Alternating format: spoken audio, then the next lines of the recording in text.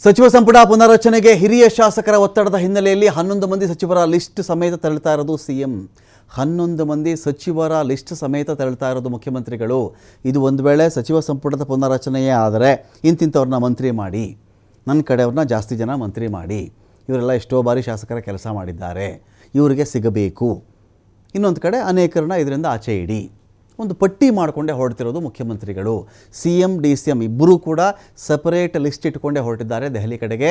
CM ಪಟ್ಟಿ ಮಾಡಿರ್ತಕ್ಕಂಥ list Sharanabasappa Darshanapur, Shivanand ಪಾಟೀಲ್ರು, KH Muniyappa, Sharan Prakash Patil, K Venkatesh, Rahim Khan, Lakshmi Hebbalkar, Chaurayaswamy, Mankal Vaidya, MC Sudhakar, RB Timmapur, ಈ ರೀತಿ. DCM ಪಟ್ಟಿ ಬೈರತಿ ಸುರೇಶ್ ನಗರಾಭಿವೃದ್ಧಿ ಸಚಿವರಿದ್ದಾರೆ, ಅವರು NS ಬೋಸರಾಜು, ದಿನೇಶ್ ಗುಂಡೂರಾವ್, ಶಿವರಾಜ್ ತಂಗಡಗಿ, ಸಂತೋಷ್ ಲಾಡ್, SS ಮಲ್ಲಿಕಾರ್ಜುನ್, ಜಮೀರ್ ಅಹಮದ್, ಮಧು ಬಂಗಾರಪ್ಪ.